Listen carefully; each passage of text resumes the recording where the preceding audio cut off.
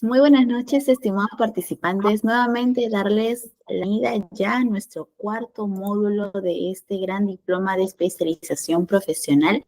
Como les comentaba, iniciamos ya la recta final, la semana final de este diploma, así que esperamos que ustedes puedan aprovechar al máximo estas dos últimas clases, que puedan realizar sus consultas aquí también, que está presente el ingeniero Agustín, para que con gusto él pueda absolverlas. El día de hoy vamos a ver las normativas en la ISO 45001. Así que, por favor, atentos. De igual manera, a través del grupo voy a estar compartiendo el material que vamos a ver el día de hoy y también lo van a encontrar en nuestra carpeta de Drive. Como cada clase y como ya es de costumbre, al finalizar voy a compartirles un link de asistencia para que ustedes puedan registrar su participación del día de hoy y asimismo va a ser compartido a través del grupo de WhatsApp para aquellos que nos acompañan en la modalidad asincrónica.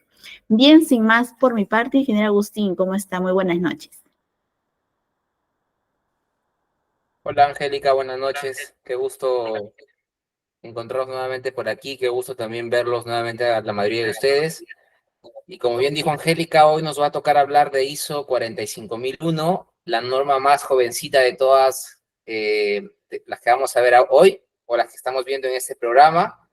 Recuerden que ISO 9001 e ISO 14001 son normas que ya tienen tiempo en nuestro medio, pero ISO 45001 es una norma que tiene muy poquitos años, alrededor de 6 años, como ISO, ya que antes existió una norma y un estándar de certificación en temas de seguridad y salud, sin embargo, no era parte de la familia ISO. Entonces, como ya les vino diciendo Angélica, hoy vamos a tocar este tema.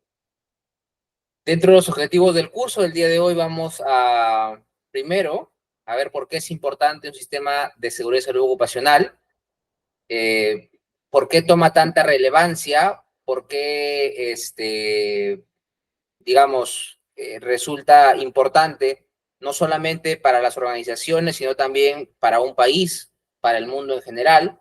Y vamos a ver ahí que los países están preocupados por este tema, que también hay organismos internacionales que están preocupados y que, digamos, hay relevancia de información importante relacionado a este tema y que debiéramos revisar también y conocer.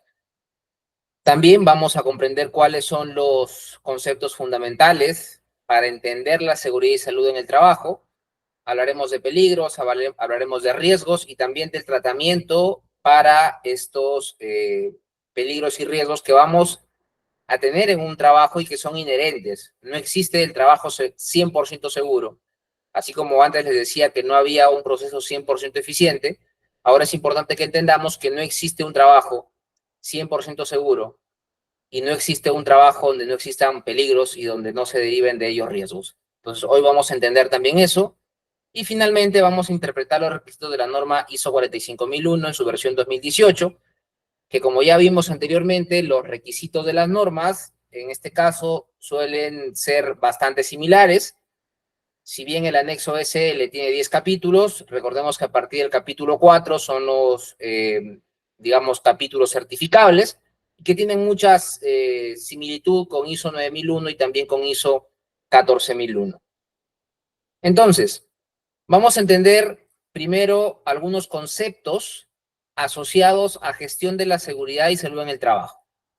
El primer concepto que me gustaría que entiendan es el concepto de incidente. Y aquí en el Perú, nosotros tenemos una norma de seguridad, que es la ley 29783, y en esta ley 29783 hay más de una definición que podríamos relacionar con el término incidente en ISO 45001. Tenemos el término incidente como tal, tenemos el término también, un momento,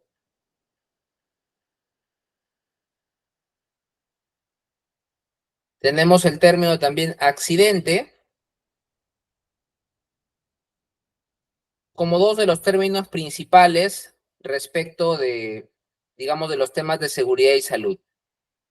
Entonces, el término incidente para ISO 45001 no significa lo mismo que para nuestra ley de seguridad, Y el término incidente para ISO, vamos a decir que abarca ambos conceptos que podríamos encontrar en la ley de seguridad nuestra. El término incidente, entonces, está referido a aquel suceso que surge en el trabajo o en el transcurso del trabajo y que puede tener como resultado lesiones o deterioro de la salud.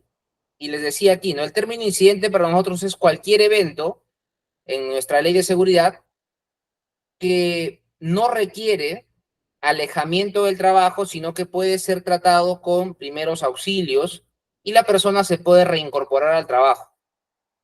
Y el término accidente está en nuestra ley dividido en accidentes leves y accidentes incapacitantes. ¿Ya? En nuestra ley está así. Y esos accidentes ya tienen un alejamiento del trabajo y, por tanto, no solamente requieren primeros auxilios, sino que se requiere que haya un tratamiento o un descanso mayor por efecto del accidente. Entonces, para ISO, los dos términos, o en este caso, para ISO, estas dos definiciones, tanto de incidente como de accidente, las engloba dentro del término incidente.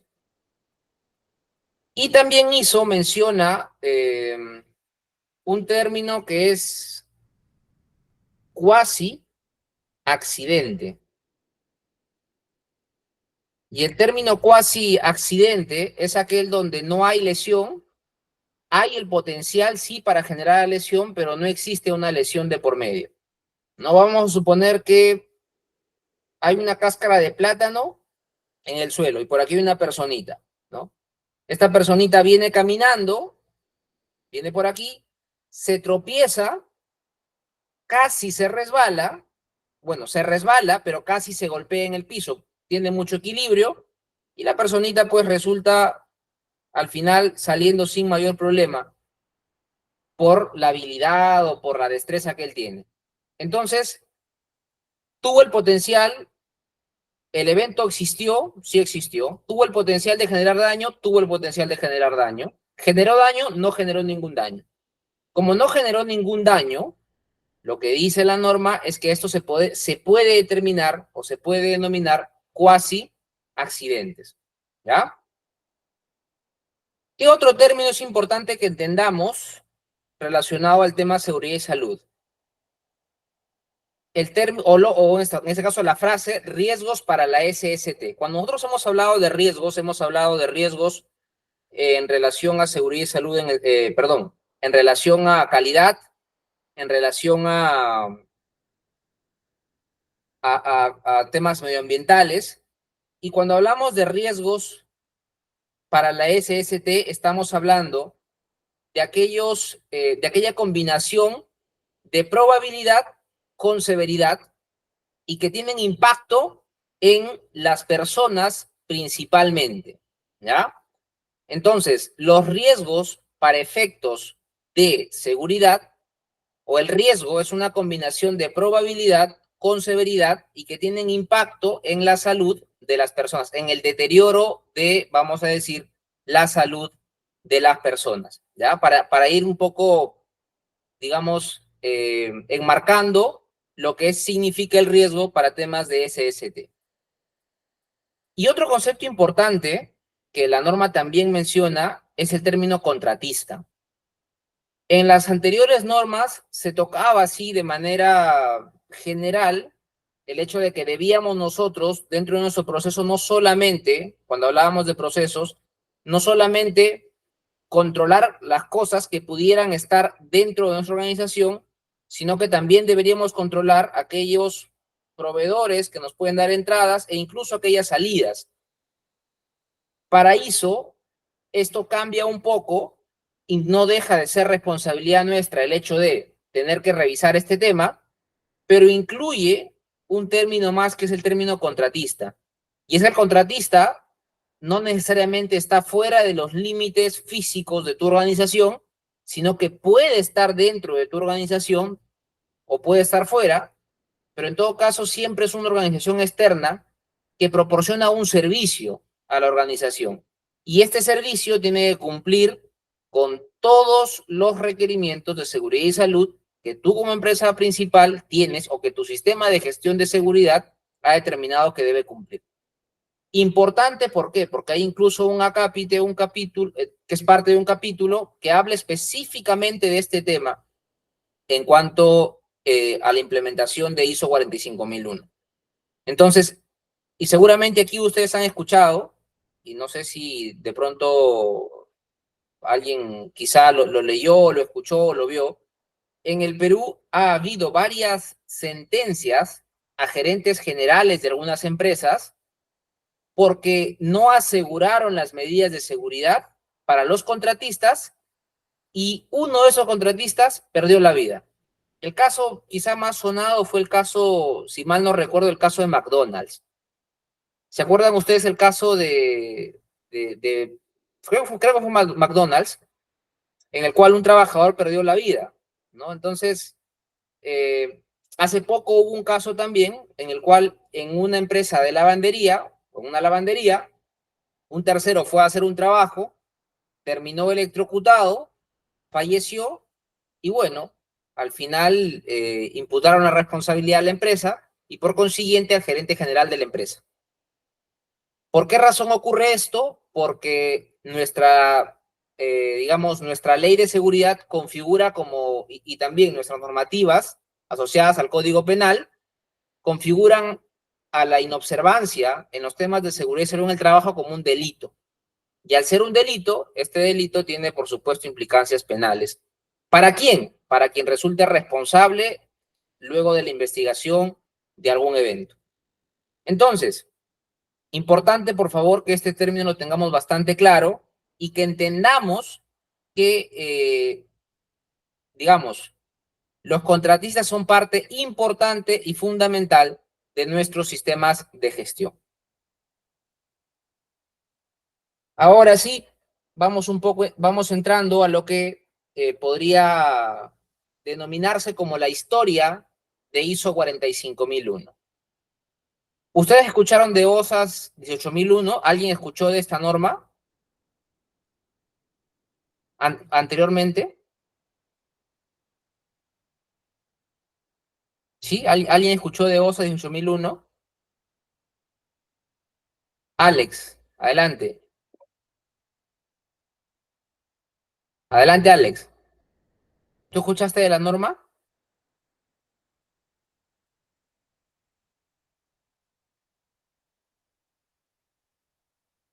Creo que tienes problemas para encender tu audio, Alex. Sí, Alex, te invitamos a que quizás puedas comentarnos a través del chat para poder leerte. Sí, Ujú. exactamente. Pero bueno, gracias, Alex, por levantar la mano. OSAS 18001 es quien antecede a ISO 45001. OSAS fue un estándar británico que se hizo muy popular en todo el mundo y que comenzó a certificarse hace ya varios años y las empresas, digamos, tomaron OSAS 18001 y lo usaron como modelo de sistema de gestión de seguridad y salud en el trabajo. Y en el tiempo la gente, el término OSAS lo confundía con el término OSHA, ¿no? Que pareciera que son similares o incluso suenan igual. Bueno, OSHA en realidad es un organismo gubernamental de los Estados Unidos que está relacionado y que tiene que ver con temas de seguridad y salud, pero OSHA es una institución y OSAS era la norma certificable para las empresas. Lo menciono ¿por qué? Porque es relativamente común incluso ahora escuchar a algunos profesionales decir yo implementé OSHA 18001. La OSHA es como decir yo implementé SUNAFIL. Eso es una cosa que no se puede hacer. Lo que se implementaba y se certificaba es OSAS 18001. ¿Ya? Lo menciono para que igual, si es que alguno de ustedes lo escucha, sepa que no es correcto expresarse de esa manera, ¿no? OSHA, repito, es un organismo de Estados Unidos, un organismo estatal, y OSAS es el estándar, o fue el estándar certificable de origen británico. OSA 18001 es quien da origen a la ISO 45001. OSAS, en su primera versión, nace en el año 1999 y como dije hace un momento, esta norma se hizo ampliamente conocida en todo el mundo y habían muchísimas empresas, miles de empresas, que se acogieron a este modelo de gestión y que certificaron su sistema de gestión de seguridad. Tal es así que OSAS tiene una actualización en el 2007, ¿no? E incluye algunas cosas, digamos, como parte de la mejora, y esto hizo que se masifique aún más el uso y la certificación de la norma OSAS.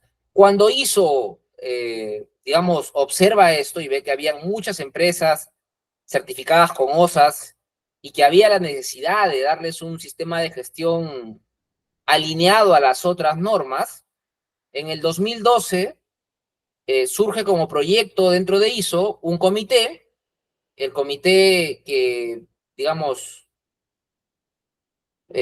trabajó en ISO, es el comité ISO PC 283, y a este comité se le encarga la elaboración de la norma.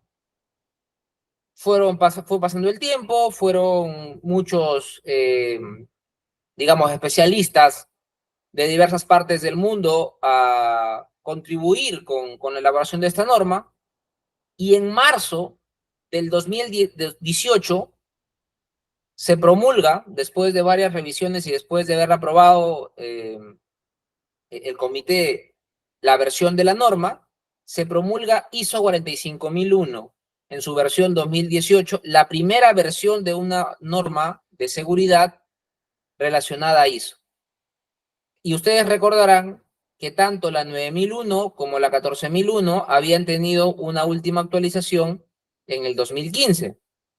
Entonces, esta norma, al ser posterior, nace con toda la estructura de alto nivel, con el anexo SL, y nace para ser perfectamente integrable con las demás normas de gestión. ¿De acuerdo? Ese es el camino que ha tenido que recorrer este estándar de certificación para convertirse en lo que hoy conocemos como ISO 45001. Ahora, yo les decía que uno de los motivos por los cuales ISO decide crear un comité y decide hacer una norma de gestión para seguridad y salud en el trabajo, era porque ISO ve que habían bastantes organizaciones acogidas a este estándar británico y certificadas con este estándar británico. Pero también había detrás, o hubo detrás, otros motivos que finalmente hicieron que ISO pusiese mucho énfasis en este tema. Y miren, uno de los motivos principales tiene que ver con las estadísticas relacionadas a seguridad y salud en el mundo. Y esta es estadística pura y dura. En el mundo, más o menos 3 millones de personas mueren cada año a causa de accidentes o enfermedades ocupacionales. Ese número es brutal, ese número es realmente, digamos, extremo. Sin embargo, ya desde mi experiencia, yo estimo que el número es incluso mayor. ¿Por qué? Porque estos cerca de 3 millones son los números que se reportan, son los números que se cargan, digamos, a las estadísticas de un determinado país, pero no necesariamente son todos los que ocurren. Recuerden, para poner un ejemplo, en el Perú, aproximadamente el 80% de la población no trabaja de manera formal. Y el no trabajar de manera formal quiere decir que no reportan o no cumplen con las normativas que el Estado peruano tiene en vigencia para los temas de seguridad y salud en el trabajo. Entonces hay un gran número ahí que en realidad está escondido. Y esos cerca de 3 millones de trabajadores podrían ser incluso más. Pero el número sigue siendo brutal. Ahora, 2.8 millones de estas muertes se deben a enfermedades. Y aquí hay algo importante que todos debemos entender. La ley de seguridad en Perú menciona que los documentos relacionados a los temas de salud deben guardarse por un espacio de 20 años. ¿Y por qué deben guardarse por un espacio de 20 años? Porque las enfermedades ocupacionales no necesariamente aparecen de manera espontánea y no necesariamente aparecen de un día para otro o en el corto plazo. Cuando las personas desarrollan enfermedades ocupacionales, normalmente esto se da en el lapso de un tiempo, digamos, de X años. No necesariamente se da de un año para otro o en 2 años. Podría ser, podrían darse algunos casos, pero son muy pocos. Normalmente se dan en un periodo de tiempo un poco más largo. Entonces, nuestra norma de seguridad nos dice, los que trabajan en seguridad tienen que guardar todos los documentos relacionados a salud ocupacional por un promedio de 20 años. Y en realidad dice principalmente los registros de enfermedades ocupacionales. Pero yo digo todos los documentos relacionados a salud ocupacional, ¿por qué? Porque cuando SUNAFIL, y ustedes conocen, a ver, antes de pasar aquí al tema, ¿qué significa SUNAFIL? ¿O escucharon de SUNAFIL anteriormente? Pueden escribir en el chat o levantar la manito si saben qué es SUNAFIL o si escucharon de SUNAFIL anteriormente. Es la Superintendencia Nacional de Fiscalización Laboral. Muy bien, Jesús. Sí, es la Superintendencia Nacional de Fiscalización Laboral, sí, Alexandra, es correcto. La SUNAFIL es un tipo SUNAT, pero, digamos, pertenece al Ministerio de Trabajo, entre comillas. ¿Por qué entre comillas? Porque es una entidad autónoma y es una entidad autosuficiente, es una entidad que vive de sus multas. Entonces, SUNAFIL no tiene mucho tiempo en el Perú, pero digamos, antes esta labor no es que nadie la hacía. Lo hacía el Ministerio de Trabajo a través de un órgano que tenían, pero claro, no se daban abasto y no eran especialistas en la materia. Hoy día SUNAFIL, de alguna manera, se dedica a revisar incumplimientos, a atender denuncias, a tratar digamos, corroborar que las condiciones de trabajo sean las adecuadas en las distintas compañías o empresas.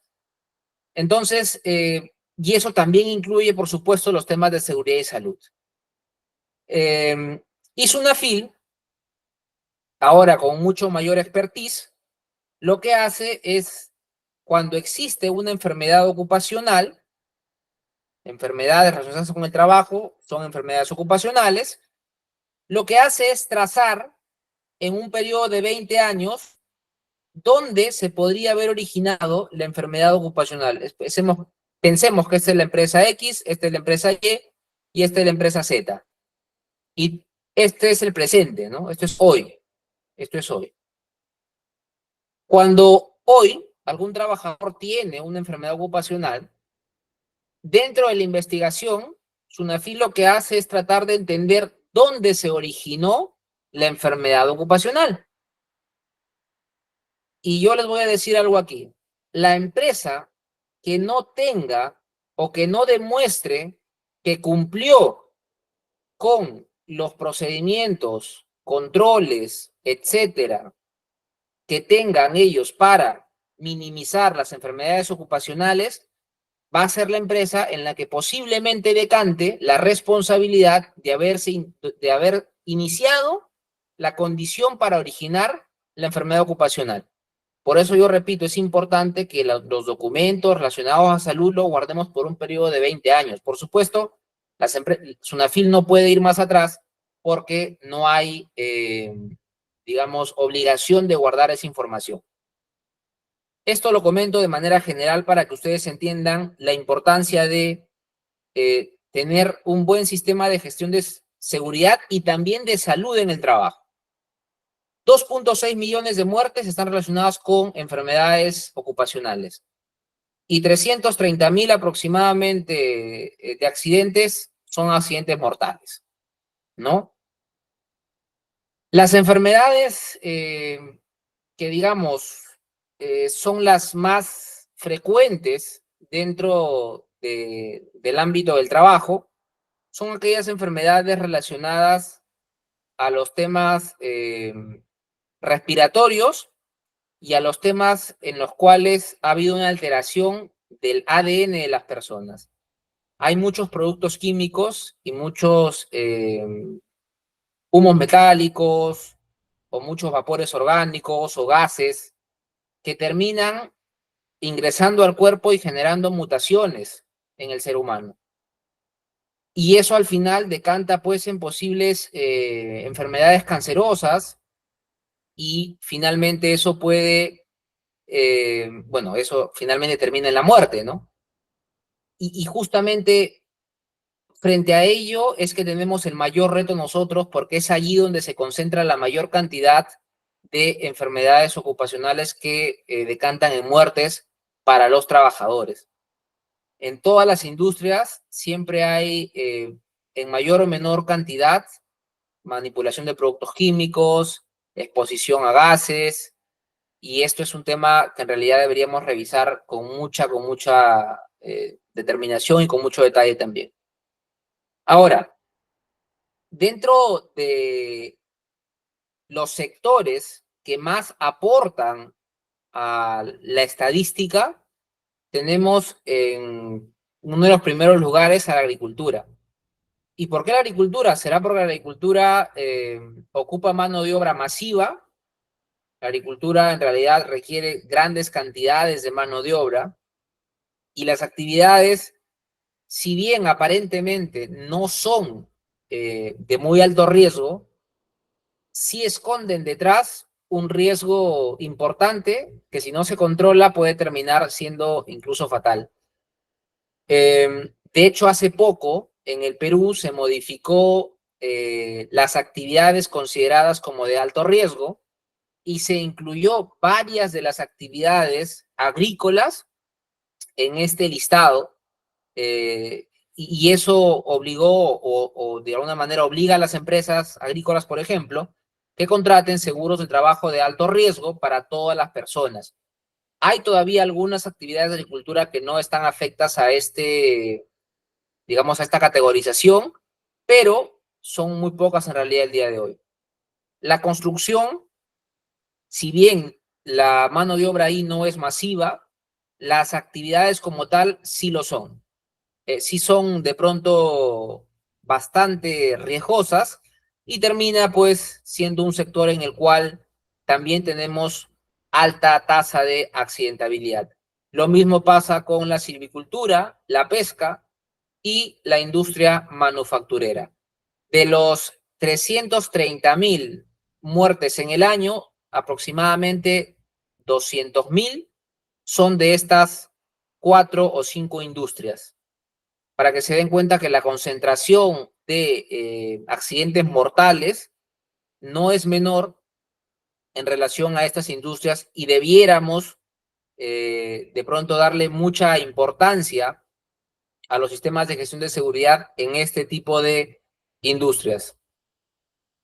Y en general, 1 de cada 3 lesiones profesionales, 1 de cada 3 accidentes mortales en el mundo se producen en trabajadores agrícolas. Es increíble, el 30% de muertes en el mundo se da en el sector agrícola.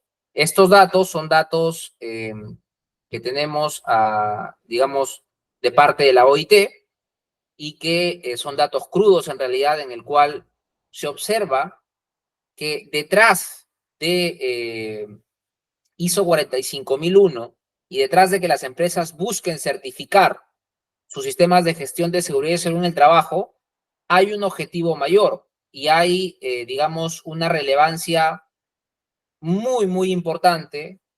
¿Por qué? Porque finalmente eso está relacionado a personas y está relacionado a la integridad de los trabajadores en un determinado lugar. Solo para que tengamos como dato, el 4%, lo voy a poner acá, el 4% del PBI anual del mundo se pierde como consecuencia de enfermedades o de accidentes laborales, accidentes mortales.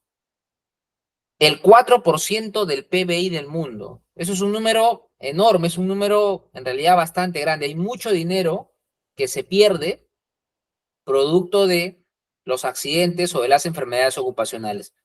Para las organizaciones es muy costoso tener accidentes o tener enfermedades ocupacionales, más allá de la atención inmediata, por todos los problemas que supone el hecho de tener un accidente que posteriormente, seguramente, en varios casos va a ser revisado por alguna autoridad y en los cuales las personas podrían no recuperarse de manera adecuada y podrían tener problemas civiles, problemas legales, problemas administrativos y problemas incluso penales, ¿no? Que finalmente en el Perú es posible tenerlo, ya que, como dije hace un momento, nuestro Código Penal establece un delito relacionado a este tema.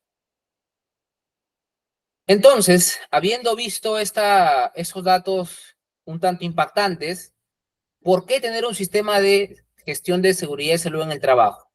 ¿Por qué implementar ISO 45001 en una organización?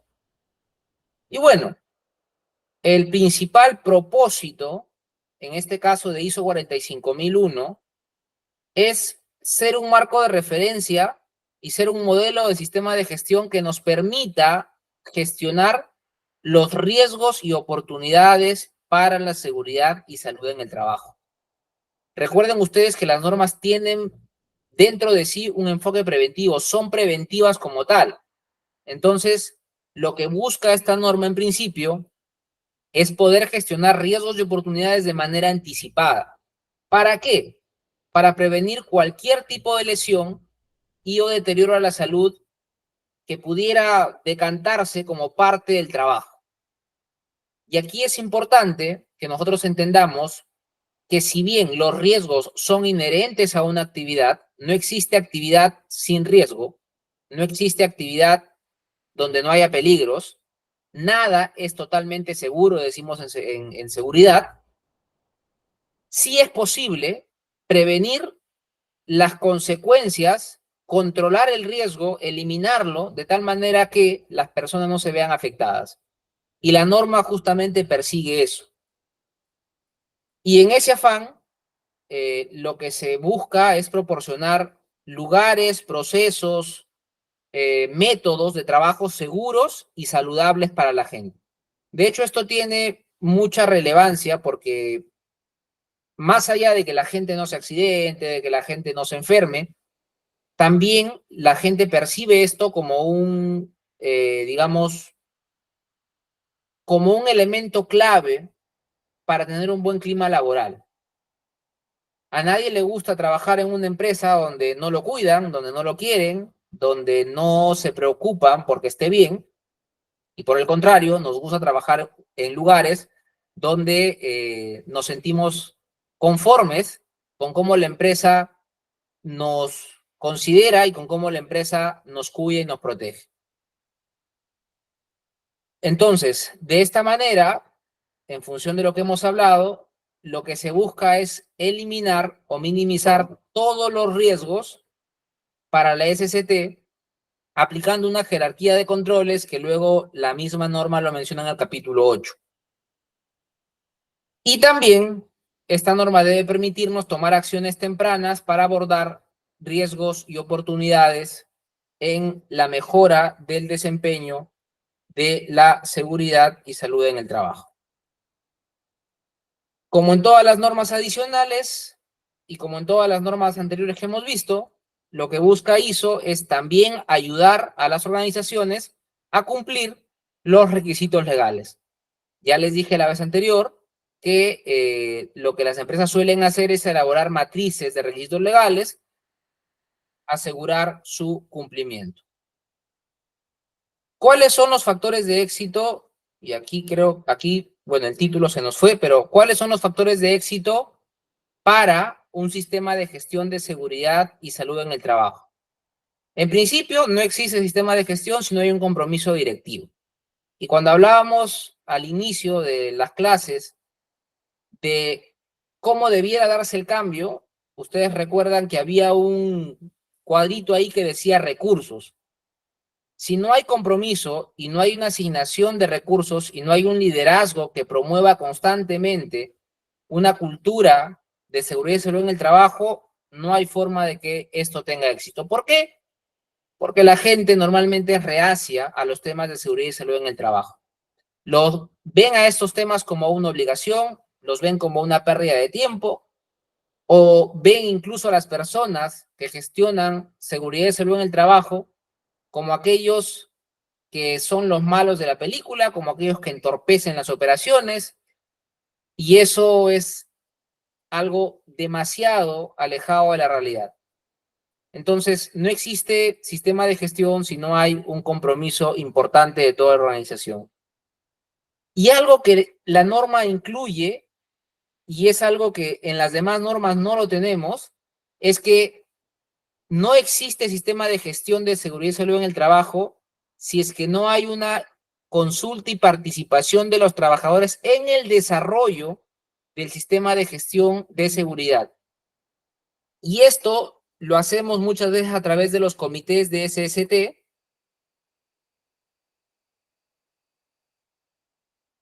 También la norma menciona que debe haber participación de los trabajadores, por ejemplo, en la elaboración de los IPRC.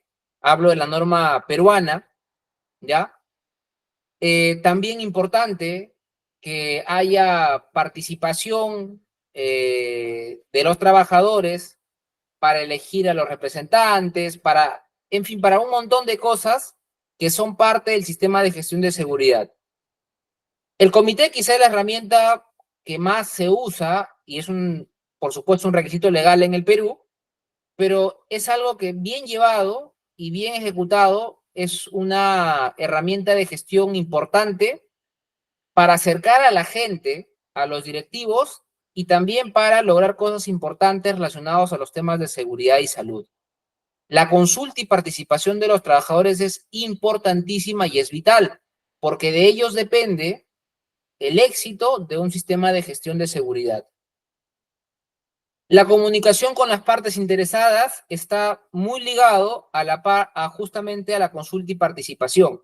Claro, los trabajadores no son las únicas o no es la única parte interesada de un sistema de gestión de seguridad. Existen otras adicionales y es importante también que haya comunicación fluida con ellos. De hecho, por ejemplo, SUNAFIL podría ser una parte interesada para nosotros y SUNAFIL no hay que verlos o no hay que ver a esta entidad como los malos del cuento. Ellos están haciendo el trabajo de supervisar que las normativas se cumplan. Entonces, ¿por qué no acercarlos a las personas? ¿Por qué no acercarlos a la organización para que de pronto incluso nos ayuden y nos orienten a cómo cumplir ciertos requisitos? Que también SUNAFIL tiene ese rol, el rol orientativo. De hecho, en varias oportunidades, SUNAFIL cuando hace algún tipo de inspección, principalmente cuando son las primeras veces, lo hace en ese rol orientativo y pide a las empresas subsanar las observaciones. Si la empresa subsana, eliminan, digamos, o archivan el informe y bueno, queda implementada la norma que en este caso, o el requisito que ellos hayan pedido. Así que es importante tener comunicación con las partes interesadas, no solamente para contarles lo que estamos haciendo, sino también para recibir de ellos feedback que nos permita mejorar. También es importante que todas las políticas, procedimientos y demás cosas que pudiera tener el sistema de gestión sea compatible con los objetivos y con lo que la dirección ha determinado como rumbo para el sistema de gestión de seguridad y salud en el trabajo. Importante, vital, tener procesos claros que nos ayuden a identificar peligros y a controlar riesgos. Es realmente crucial que las empresas sepan cómo va a ser el proceso de identificación de peligros y cómo se va a dar el proceso de control de los riesgos. Si es que esto no está claro, va a ser un problema, porque se podrán identificar los peligros, pero no habrá ninguna acción de control que permita minimizar los riesgos y permita eliminar las consecuencias. Y eso realmente es un problema en muchas organizaciones. Normalmente esto se hace a través de una herramienta que se llama o se le conoce como IPRC. Y muchas veces los IPRC solamente están elaborados para estar colgados en la pared o para que los tenga el ingeniero de seguridad o para que estén en la computadora del gerente, pero pocas veces usan esta herramienta en el día a día para un control efectivo de los riesgos. Por esa razón les digo que es un gran problema, porque el I+C nace como una herramienta interactiva, como una herramienta que debiera usarse en nuestro día a día para gestionar justamente los riesgos y los peligros de SST. Por supuesto, no hay éxito si no hay mejora continua en ningún sistema de gestión. Entonces, la norma ISO, al igual que las demás normas, a partir del capítulo 4, los 3 primeros capítulos, que son contexto de organización, liderazgo y planificación, tiene que ver con, dentro del ciclo PHBA, con la planificación. El punto 7 y el punto 8, que son operación y apoyo, tienen que ver con hacer. El ítem 9 con revisar o verificar. Y el capítulo 10, que es mejora, con actuar. Dentro del contexto de la organización, vamos a encontrar, en principio, lo que ustedes ya han entendido en las demás normas, el hecho de tener que comprender dónde estamos ubicados, cuál es el contexto en el cual nos desarrollamos, y para eso tenemos que identificar desde el punto de vista de seguridad y salud ocupacional aquellas cuestiones de origen político, ambiental, tecnológico, económico, legal y social que pudieran tener impacto y que pudieran ser relevantes para el sistema de gestión de seguridad y salud. También importante identificar las partes interesadas y comprender cuáles son sus necesidades y expectativas, tanto las internas como las externas. Recordemos que vamos a tener que entender necesidades y expectativas respecto a los temas de seguridad y salud ocupacional, ¿ya? Entonces, aquí cambiamos la mirada, no lo vemos desde calidad, no lo vemos desde medio ambiente, sí lo vemos desde seguridad y salud. El alcance también lo determinamos nosotros. Aquí, tal cual las demás normas, nosotros definimos y decidimos a dónde queremos aplicarlo, a qué proceso, cuáles son los límites. Eso es parte de lo que nosotros como empresa decidimos. Cuando hablamos de sistema de gestión, también hablamos de todos los documentos, procedimientos y demás, digamos, métodos o estándares que se implementan para este tema de seguridad y salud. En el tema liderazgo, al igual que en las demás normas, se dan cuenta, sigue siendo lo mismo. El compromiso de la dirección, la obligación de rendir cuentas, integrar los requisitos, establecer la política, promover la mejora continua, apoyar a los roles que pudieran ayudarnos a mejorar los temas de seguridad. Y también, si hablamos de la política, hablamos de que sea o de que hayan compromisos para tener y brindar condiciones de trabajo seguras y saludables, que la política permita ser un marco de referencia para los objetivos, que sea apropiada con el propósito de la organización, que incluya un compromiso para eliminar peligros y riesgos, que haya un compromiso para cumplir los requisitos legales, y finalmente lo que les decía hace un momento, que incluya un compromiso para la consulta y participación de los trabajadores. Y cuando existan, dice los representantes de los trabajadores, también esta norma y bueno, la ley de seguridad invita, cuando hay algún tipo de sindicato en las compañías, que sean parte de algunos de los, digamos, de las reuniones o de las herramientas que tenemos de consulta y participación en temas de seguridad y salud. Si hablamos de roles y responsabilidades, la norma también nos solicita que haya una organización y que estén definidos muy claramente aquellos roles y funciones que va a asumir cada puesto de trabajo relacionado a seguridad y salud. Y también menciona la norma que debiera asegurarse que, perdone, ok, debiera asegurarse que todos cumplen esto a cabalidad. En cuanto a consulta y participación, acá hay algo importante. La empresa, y este es un acápite que no tenemos en ISO 9001, que no tenemos en ISO 14001, pero que sí tenemos en 45001. La empresa tiene que proporcionar, ojo, mecanismos, tiempo, formación y recursos necesarios para la consulta y participación. Es decir, si yo elaboro un procedimiento de participación y consulta, yo tengo que decirle a mis trabajadores o capacitarlos en ese procedimiento. Tengo que decirles cuáles van a ser los mecanismos y de pronto a través de un buzón de sugerencias, a través de una boletita de reporte de incidentes o de reporte de actos y condiciones inseguras. Ellos no pueden decir, ah, ya, entonces voy a reportar algo y traigo mi papel. No, tú tienes que darle los formatos, tienes que de pronto disponibilizar para ellos algún tipo de lapiceros. Si lo van a hacer de manera virtual, de pronto darles algún tipo de teléfono.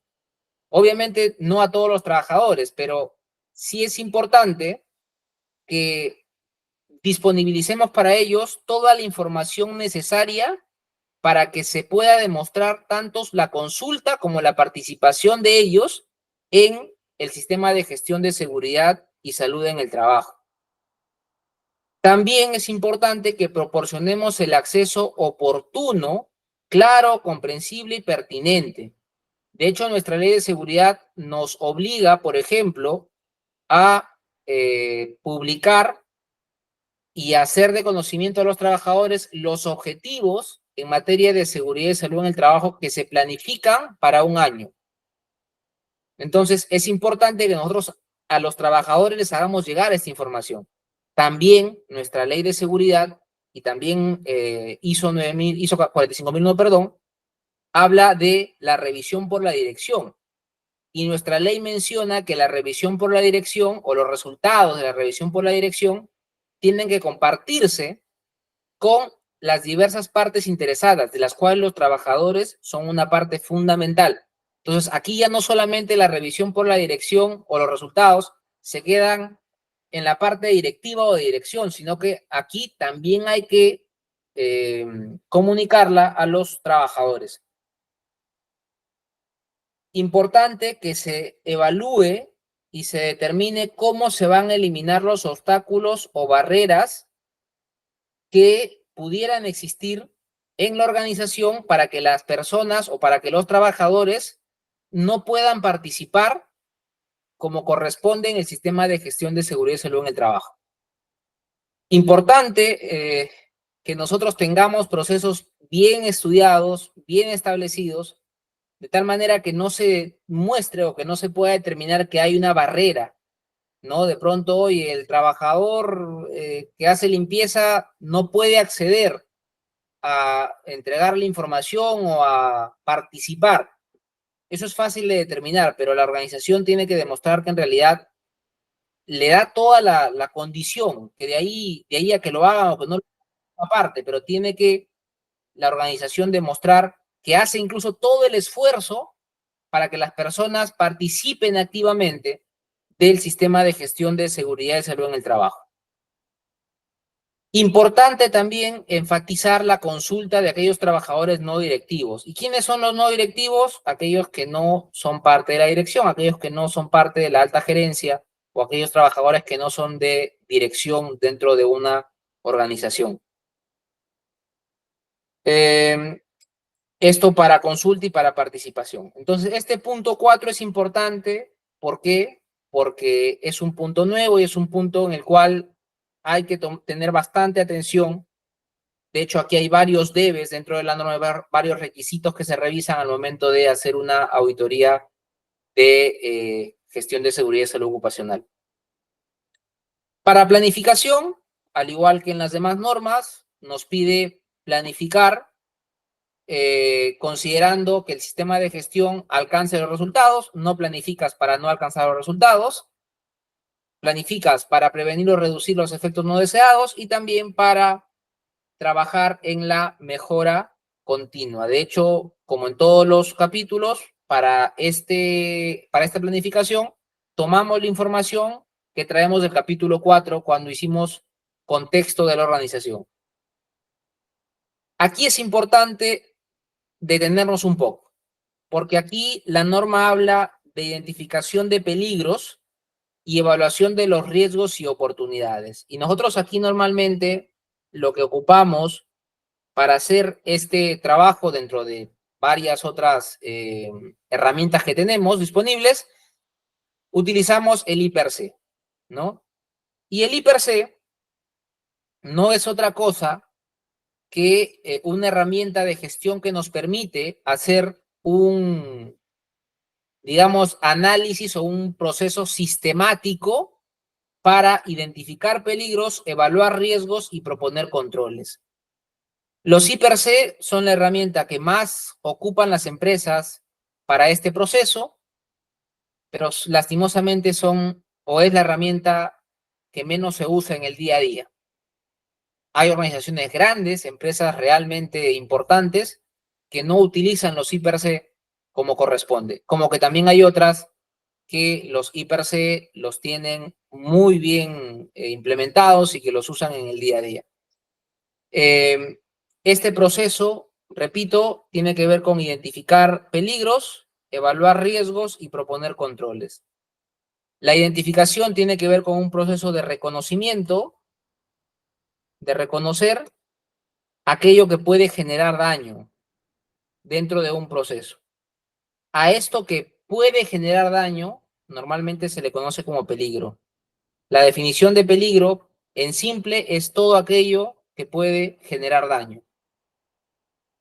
Y luego, cuando hacemos evaluación de riesgos, ya que el riesgo para SST, cuando hablábamos hace un ratito, decíamos que el riesgo es una combinación de probabilidad y severidad. ¿Y cómo yo puedo decir que algo es probable? ¿O cómo yo puedo decir que algo va a ser severo? ¿O en qué cantidad o en qué dimensión va a ser probable o severo? Para esto lo que se hace normalmente es que se ponen parámetros que me ayuden a medir, por un lado, la probabilidad y también, por otro lado, la severidad. Y con esto determinar el nivel de riesgo. Por supuesto, los controles van muy de la mano con el nivel de riesgo y también con aquellos parámetros que haya podido determinar o que haya podido elegir para medir probabilidad y para medir severidad. Este es un proceso continuo y es un proceso proactivo. Todas las actividades que una organización realiza deben tener o deben estar mapeadas en un I+C.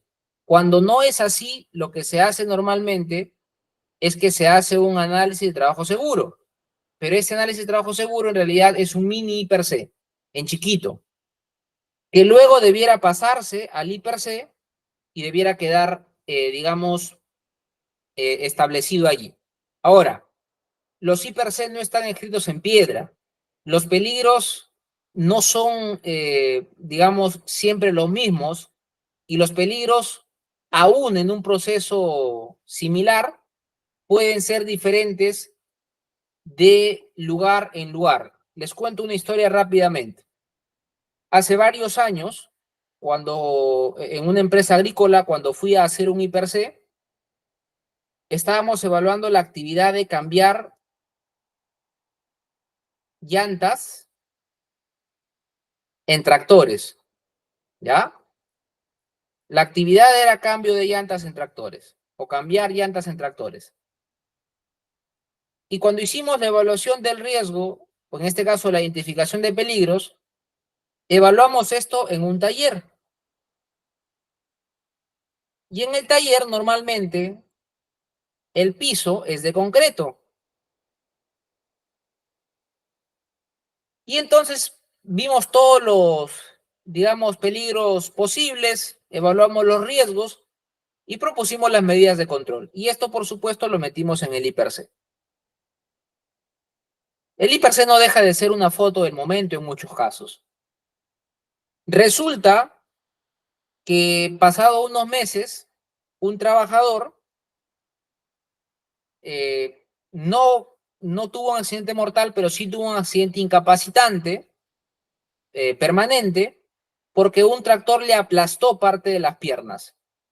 El tractor, digamos, ante el peso, la gata cedió y el tractor lo aplastó. ¿Qué pasó? El hiper estaba hecho, la actividad de cambiar llantas estaba mapeada en el hiper, sí estaba mapeada. ¿Estaban los controles? Sí estaban los controles. ¿Qué pasó entonces? ¿Qué creen ustedes que pasó? Los controles se habían cumplido, la evaluación y la identificación se había hecho, pero ¿qué pasó? ¿Qué creen ustedes que pasó? A ver, vamos a suponer, supongamos, ¿qué creen que pasó?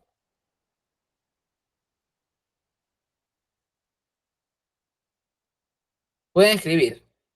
¿Qué creen ustedes que pasó aquí? ¿Se animan a decir algo? Jesús, tal vez. ¿Qué crees que pasó?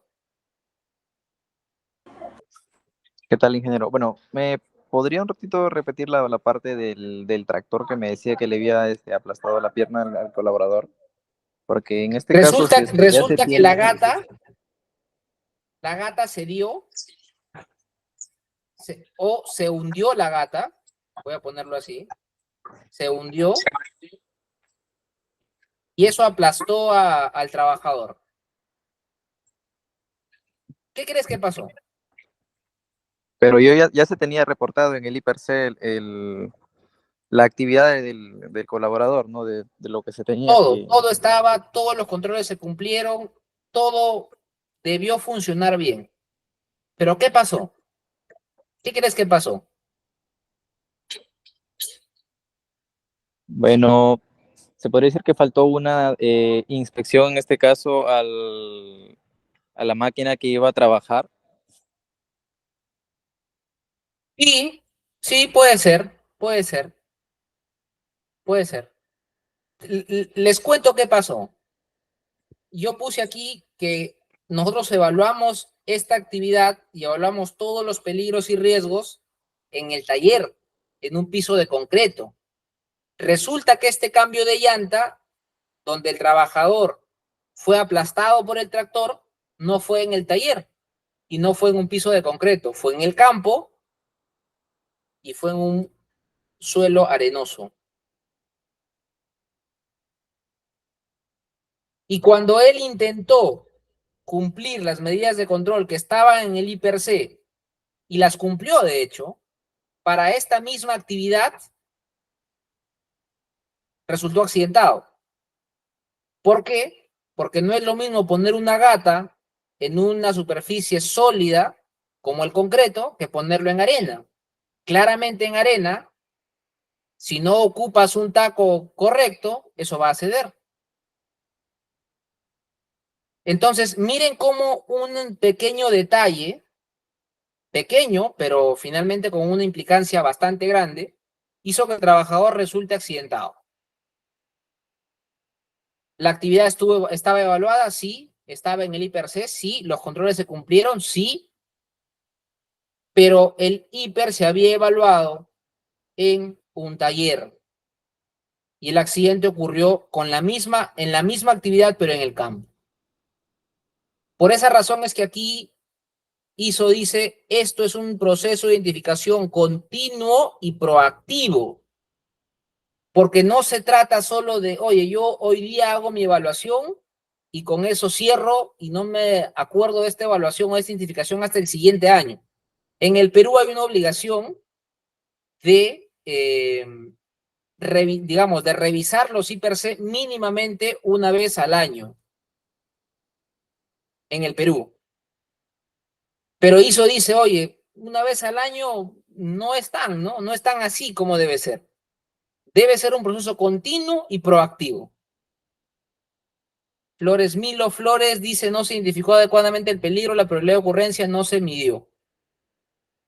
Y sí, en efecto, lo que pasó aquí es que la evaluación fue en un lugar y cuando trataron de hacer la actividad en otro lugar, la condición cambió, por tanto, los peligros cambiaron.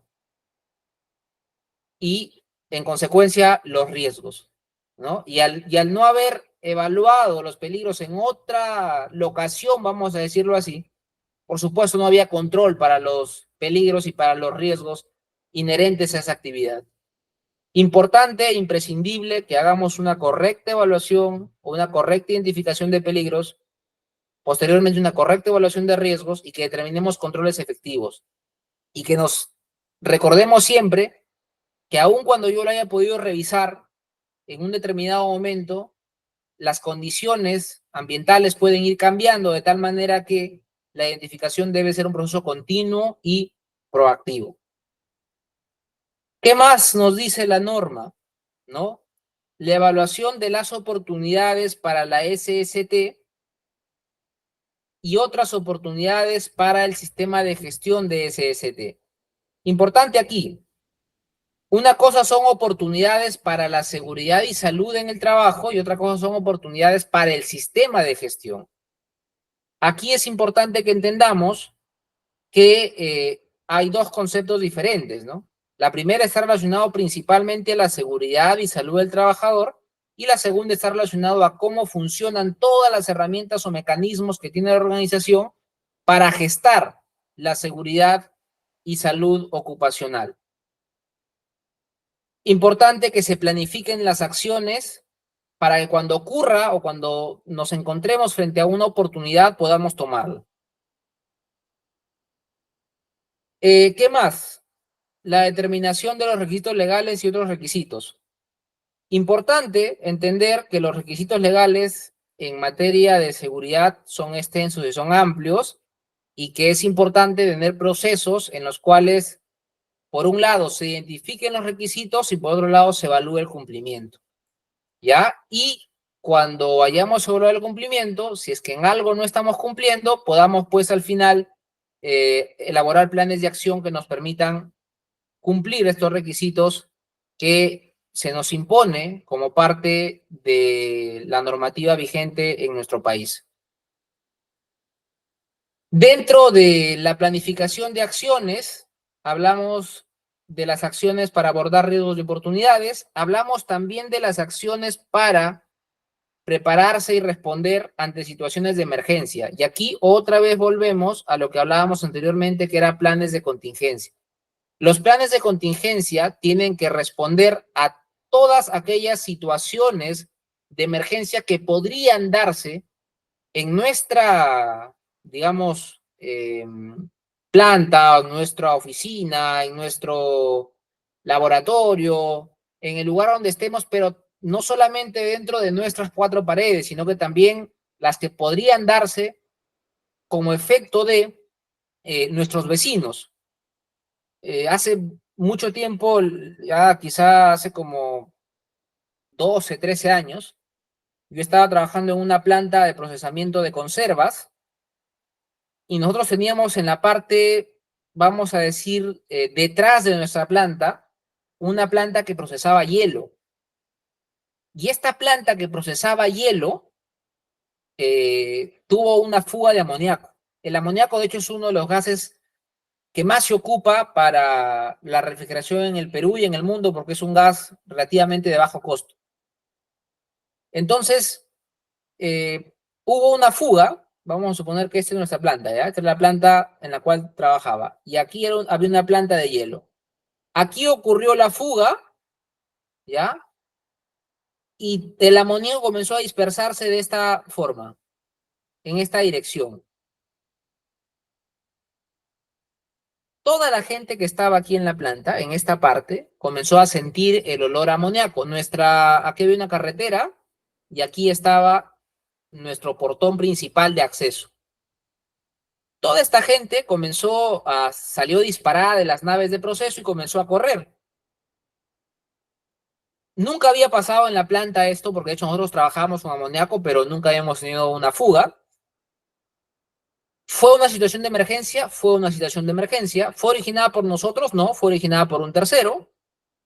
Resulta que las personas de seguridad patrimonial, como no había un proceso estandarizado, nadie sabía cómo responder a esta situación, las personas de seguridad patrimonial tomaron la decisión en ese momento de no dejar salir a nadie.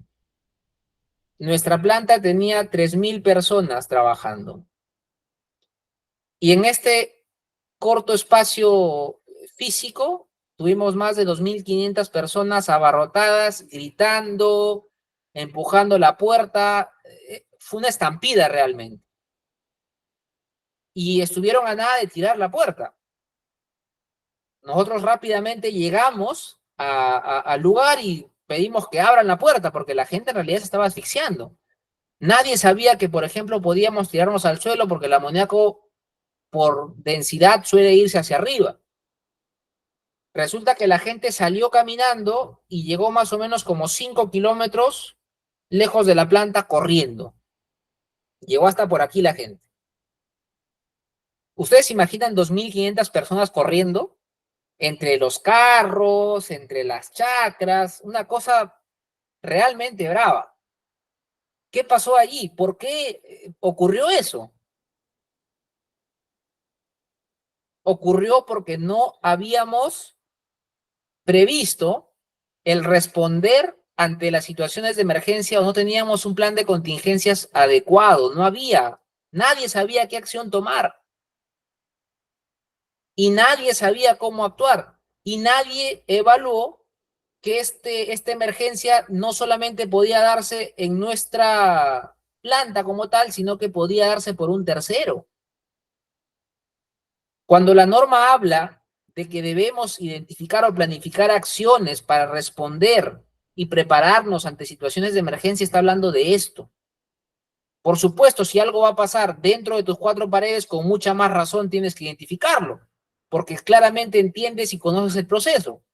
Pero también deberías hacer un mapeo de todos aquellos vecinos que tienes y que podían impactar en tu organización y que podrían proveer de alguna manera alguna condición de emergencia o de contingencia. Importante, por favor, que comprendamos esta parte. Y también pide que tengamos un proceso para abordar riesgos legales, para evaluar la eficacia de las acciones que tenemos o que proponemos, y también que planifiquemos cómo integramos esto con otros sistemas de gestión.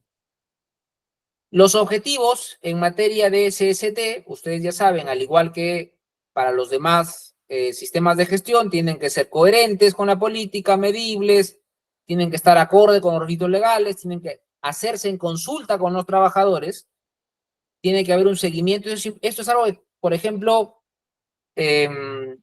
cambia de ISO para la ley de seguridad. ISO dice tus objetivos tienes que hacerlo en consulta con los trabajadores. Es decir, hay un proceso para que el trabajador te diga si está de acuerdo o no con tus objetivos.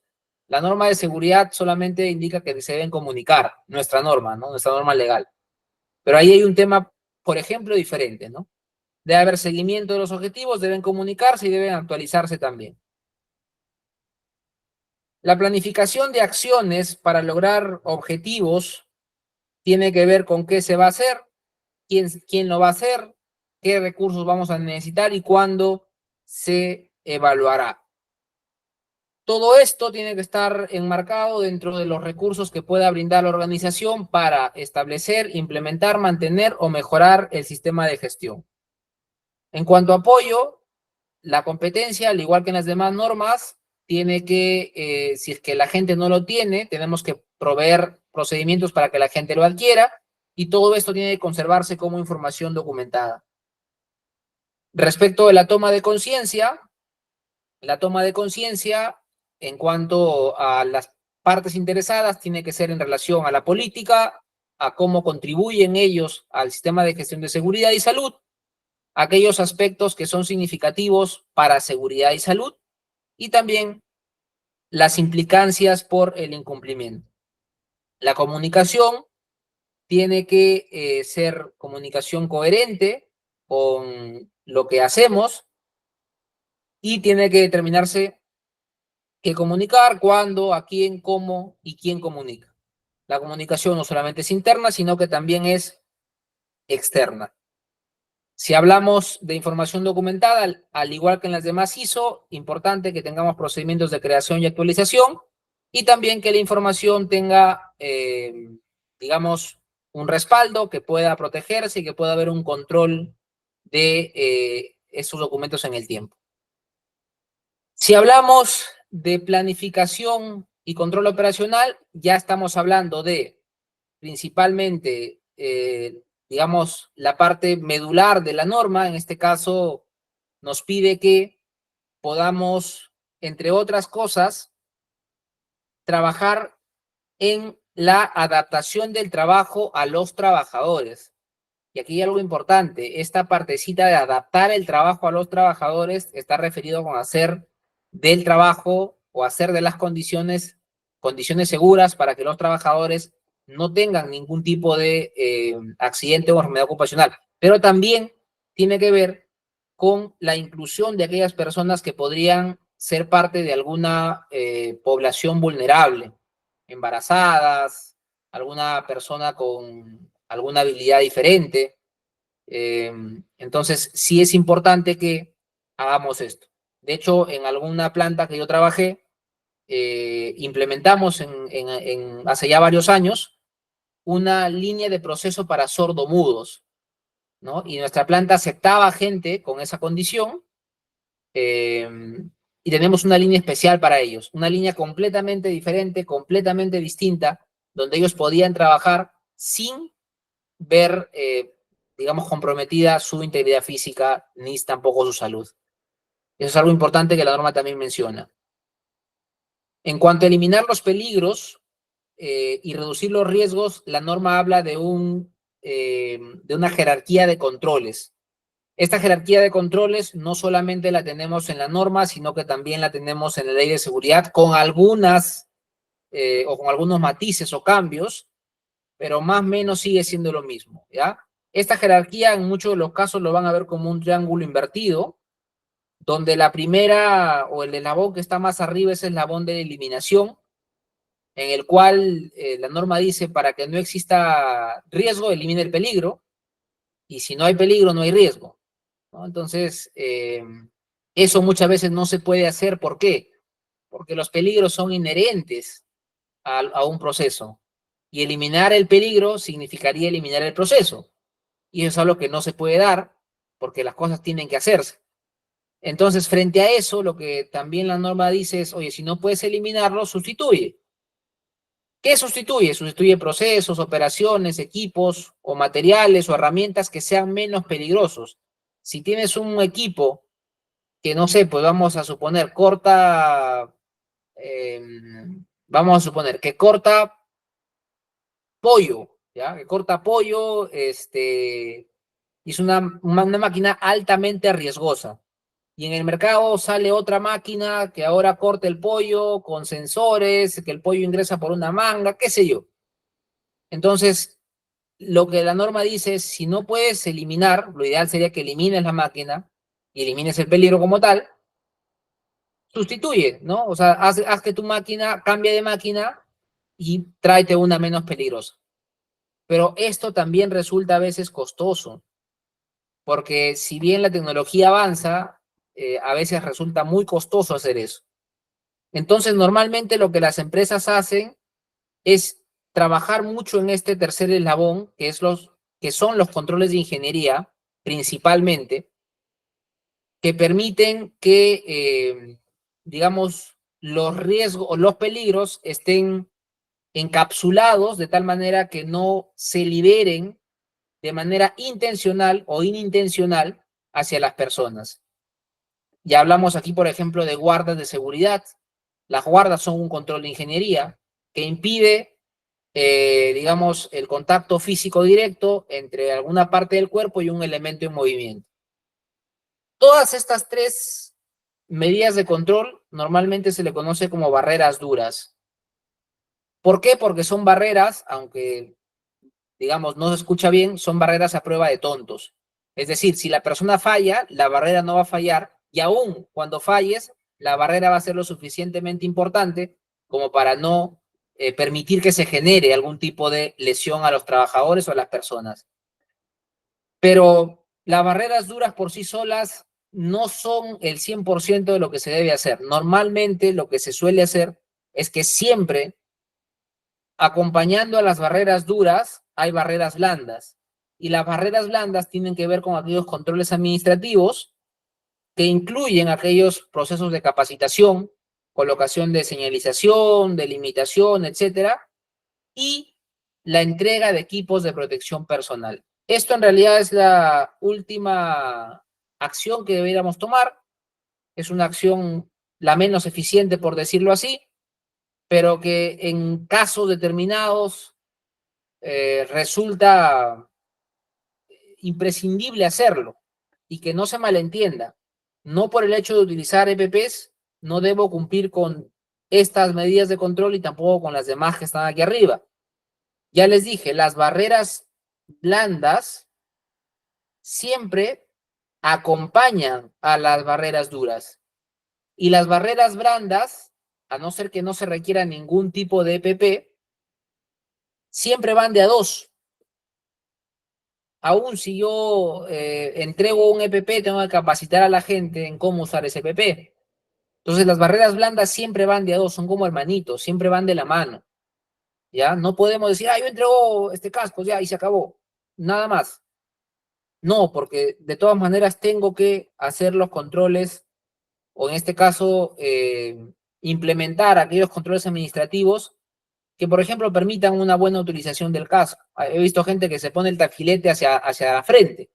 Eso está mal, porque finalmente el arnés tiene una razón de ser, el diseño que tiene, el espacio que existe entre el arnés y el casco tiene también una razón de ser, hay una ingeniería detrás de eso. Y cuando no se usa bien, el EPP también puede resultar siendo incluso un elemento que puede hacer que la lesión sea hasta mayor. Entonces tengamos bastante cuidado y consideremos siempre esta jerarquía de controles. También un punto que no tenemos en las demás normas tan explícito como en este caso es la parte de gestión del cambio. Y aquí cuando hablamos de gestión del cambio, hablamos principalmente de ítems referidos principalmente a nuevos productos, nuevos servicios, procesos, etcétera, cambios en los requisitos legales, cambios en el conocimiento o la formación y el desarrollo en conocimiento y tecnología y en conocimiento en general. Esos procesos de gestión del cambio también deberían ser incluidos, por ejemplo, dentro del IPRC, este primero al menos. ¿Por qué? Si yo voy a incluir una nueva máquina o si voy a cambiar un proceso, tengo que previamente analizar todos los peligros, todos los riesgos e implementar todos los controles que sean pertinentes. Si yo traigo gente que no sabe hacer una determinada labor, que es gente que no tiene experiencia, tengo que decir cómo voy a hacer eso. Si cambio de repente a una persona de una área A a una área B, tengo que también determinar cómo voy a hacer que esa persona adquiera el conocimiento para no accidentarse o para hacer un trabajo correcto. Entonces, todo esto tengo que finalmente incluirlo dentro de mi proceso de gestión de seguridad y salud en el trabajo. Importante también, aquí hablábamos hace un rato de contratistas, y ahora que hablamos de contratistas, dice aquí, tenemos que revisar, tenemos que planificar cómo es que los contratistas impactan en nuestra organización. ¿Cuáles son aquellas actividades que la organización debe controlar para que los contratistas también estén seguros y para que los contratistas también cumplan con los requerimientos de nuestro sistema de gestión? La organización debe asegurarse que las funciones y los procesos contratados externamente estén controlados. En definitiva, de eso se trata. Y tiene que haber un proceso incluso para poder medir en qué grado los contratistas cumplen con los requisitos y cumplen con las condiciones que nosotros deberíamos ponerlo a nivel contractual cuando los contratamos. Aquí hay un tema legal bastante álgido, por tanto yo recomiendo siempre que cuando se contrata a alguien se puede elaborar un contrato. Y alguien me dijo alguna vez, oye, pero los contratos en mi organización se elaboran a partir de 10,000 soles, ¿no? Si yo contrato a una persona por menos de 10,000 soles, no elaboro contrato, solamente le pongo una orden de compra. Entonces pon en la orden de compra cuáles son los requisitos. La orden de compra es un contrato. con la propia emisión de la orden de compra y la aceptación de la orden de compra por parte del contratista es un contrato, legalmente hablando. Entonces, no es necesario que se celebre un contrato con, en fin, 7, 8 hojas, sino que si tienes 2 hojas que son parte de tu orden de compra, ponle ahí los requisitos para que la empresa contratista tenga el conocimiento y controla esos requisitos, porque finalmente eso es lo que te van a solicitar cuando vayas pues a pasar un proceso de certificación para ISO 45001. Preparación y respuesta ante las emergencias, era un poco lo que íbamos hablando hace un rato. Importante que se realicen simulacros que nos permitan evaluar cómo es que se está desarrollando esta parte importante de adelantarnos un poco a lo que podría pasar en situaciones de emergencia. La evaluación del desempeño tiene que ver con cómo nosotros vamos a revisar en qué grado estamos cumpliendo nuestros objetivos y por esa razón determinamos quién necesita seguimiento, cuáles son los métodos, cuáles son los criterios, cada cuánto tiempo se va a hacer la evaluación, con qué equipos voy a hacer la evaluación si considero equipos. Aquí es importante considerar los monitoreos ocupacionales, por ejemplo, para identificar aquellos factores de riesgo ocupacional que no son cuantificables con el ojo, con el oído o con la percepción meramente y de manera empírica de las personas. Y por esa razón es importante que tengamos procesos implementados para evaluar el cumplimiento. Si hablamos de auditoría interna, la auditoría interna también es un proceso que se debe hacer previo a la certificación de ISO 45001 y este proceso debe llevarse para revisar si el sistema de gestión es conforme con los requisitos de ISO 45001 y también si es conforme con los requisitos del sistema de gestión de SST. En cuanto a la evaluación o la revisión por la dirección, sabemos que esta revisión por la dirección tiene varias entradas que generan varias salidas también y lo distinto, lo diferente en relación a las demás normas es que las salidas, en este caso, tienen que comunicarse a los trabajadores principalmente, ¿no? Aquí es importante que nosotros tengamos en cuenta eso. Esto lo dice nuestra ley de seguridad, ¿ya? Pero finalmente al cumplir nuestra ley de seguridad estamos cumpliendo también con el requisito de cumplir con requisitos legales. Hablamos de generalidades en cuanto a mejora. Hay que determinar todas aquellas oportunidades de mejora que debieran en el sistema de gestión, implementar todas las acciones que sean necesarias, de tal manera que nos permita mejorar el desempeño de nuestro sistema de gestión de SST. Aquí el ciclo es un poco el siguiente. Una vez identificada la no conformidad o el incidente, en este caso, cuando hay un accidente o cuando hay una no conformidad, y en general, a esto le podríamos decir una desviación, cuando hay una desviación a algún tema de seguridad y salud, lo primero que hay que hacer es reaccionar ante la no conformidad, implementar las acciones que nos permitan eliminar las causas, implementar otras acciones que pudieran ser necesarias y que impliquen de pronto algo más de presupuesto o recurso, revisar si esas acciones son eficaces, y aquí es importante algo, hay que actualizar los riesgos y oportunidades. Normalmente, cuando se hace un proceso de investigación de incidentes, o lo que para nosotros sería accidentes, se determinan causas, ¿no es cierto? Y con las causas se determinan acciones o medidas de control, MC, medidas de control. Y las medidas de control tienen un plan de acción. Muchas veces lo que ocurre es que esto pasa o todo esto queda en un informe, ¿no? En un informe de investigación.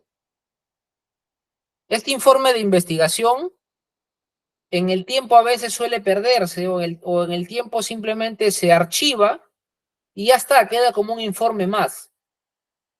La única forma que nosotros tenemos, y ISO lo recomienda, de hacer que estas medidas de control sean de alguna manera permanentes en el tiempo y que de alguna forma nos aseguremos de que siempre se estén ejecutando, es si actualizamos nuestras matrices o si actualizamos nuestros documentos en los cuales hemos identificado los riesgos y oportunidades. Estas medidas de control deben venir acá. A esto se refiere cuando dice actualizar los riesgos y oportunidades y hacer cambios en el sistema de gestión de ser necesario. No basta con tenerlo en un informe, no basta con de pronto determinar las medidas de control, ejecutarlas incluso, si es que esto no lo llevamos a algo que en el tiempo va a ser permanente, indistintamente de quién esté en la organización. Y finalmente, cuando hablamos de mejora continua, la organización debe hacer todo lo necesario para mejorar el desempeño, para mejorar la cultura, para promover la participación de los trabajadores, muy importante en este proceso, para comunicar los resultados a los trabajadores y cuando existan representantes a sus representantes, hablamos de sindicatos principalmente, y también para mantener la información documentada de todo el proceso de mejora continua. Entonces, esto es ISO 45001, como se dan cuenta, está muy alineado a ISO 9001 y a ISO 14001, y ahora sí, habiendo entendido de manera general estas tres normas, en la siguiente clase vamos a hablar de auditoría y vamos a entender cómo hay que llevar a cabo un proceso de auditoría, cuáles son los pasos para hacer una auditoría y también, digamos, qué es lo que se espera de los auditores o qué es lo que se espera de ustedes en un proceso de auditoría. Si tienen alguna pregunta, los escucho y bueno, quedo para poder responder cualquier inquietud o duda que puedan tener. Si no tienen forma de abrir el audio, pueden escribir al chat y con mucho gusto les respondo.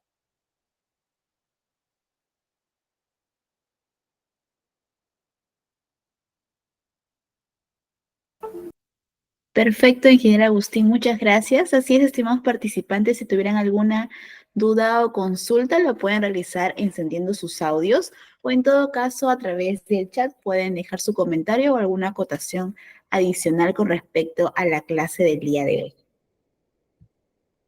Y si todo está claro, quizás también nos puedan ir reaccionando aquí dentro de la sala de Meet para también tener en consideración que todo ha quedado muy claro y que ya nos estamos reencontrando el día jueves para nuestra próxima clase. Perfecto, Suaí, Gerson, Maribel. Genial, genial participantes. Muchas gracias por su confirmación. Muchas gracias de igual manera, ingeniero Agustín, por acompañarnos nuevamente ya en esta semana final, como lo comentaba, ya para cerrar este diploma de especialización profesional. ¿De acuerdo, ingeniero Agustín? Así es. Ya nos estamos reencontrando el Gracias. día jueves para cerrar esta clase. Listo, ingeniero, muchas gracias. De igual manera, estimados participantes, agradecerles. Antes que se me retiren de la sala, por favor, voy a compartir el link de asistencia, así que atentos.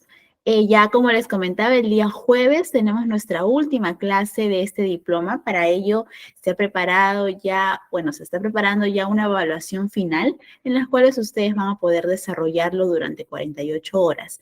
Y a través del grupo les voy a brindar mayor información con mayor detalle para que puedan también tomar sus precauciones con respecto a la evaluación que va a constar pues de todo lo que hemos visto, ¿no? A lo largo de este diploma. De igual manera, ustedes tienen todos los materiales ya previstos, tienen las grabaciones también para que puedan retroalimentarse y poder rendir una evaluación con éxito, ¿sí? A ver, aquí tengo la asistencia del día de hoy, asistencia al módulo 4. Se los voy a compartir. Recordarles que es importante que ustedes puedan desarrollar su evaluación final, ya que la nota que ustedes obtengan se va a reflejar en su constancia de estudios. Así que es muy importante que puedan rendir su evaluación. Hola, ¿qué tal, Ana? Buenas noches. La evaluación será el mismo día jueves. El jueves, justamente al finalizar la clase, voy a compartirles a través del grupo un link tal cual la asistencia, pero en este caso es de su evaluación final. Se los voy a compartir a través del grupo y ustedes van a tener 48 horas para desarrollarlo y también van a contar con 3 intentos y va a ser considerada la nota más alta que ustedes obtengan. Entre cada intento que ustedes vayan realizando, automáticamente les va a salir su nota final. Si ustedes gustan y no están tan conformes con la nota que han obtenido en el primer intento, pueden nuevamente desarrollar su evaluación para que tengan un mejor puntaje. ¿De acuerdo? No sé si tuvieran alguna duda o consulta adicional, ya compartí la asistencia para que puedan registrarse. Sí, de igual manera el día de mañana estén atentos a la grabación de esta clase y también nuevamente voy a compartir las asistencias. Como les comentaba que es bastante importante porque pues suman puntos adicionales a lo que ustedes van a obtener como nota en su evaluación final. También para aquellos alumnos que ya lograron acreditarse con nosotros, una vez que desarrollen su evaluación final, vamos a iniciar de manera automática su proceso de certificación para poder elaborarlo a través de nuestra plataforma, porque cada uno de ustedes va a tener un usuario y una contraseña que les va a permitir ingresar a nuestra página web y ustedes van a poder descargar sus documentos. Así que por eso es importante la evaluación final, que lo puedan desarrollar en el tiempo establecido. Si en todo caso ustedes quizás por temas laborales o de estudios no puedan desarrollar la evaluación en el tiempo que se estima, se pueden comunicar de manera interna conmigo para poder brindarles el soporte correspondiente. ¿De acuerdo? No sé si tuvieran alguna duda o consulta adicional para poder absolverlas en estos momentos, o ya a través del chat también pueden comunicarme si tienen alguna consulta para yo poder darles el soporte, ¿sí? Bien, creo que todo ha quedado claro. Nuevamente voy a compartir la asistencia para que se puedan registrar y así puedan tener unos puntos adicionales en su evaluación final. Nuevamente les agradecemos el compromiso que están teniendo con ustedes mismos y con su aprendizaje, ya que pues esas 5 clases los hemos visto de manera constante con nosotros y eso dice mucho de ustedes, ¿no? De las ganas de querer crecer de manera profesional. Bien, sin más por mi parte, nos vemos nuevamente el día jueves 18 en nuestro cierre de este gran diploma de especialización profesional. Que tengan muy buenas noches.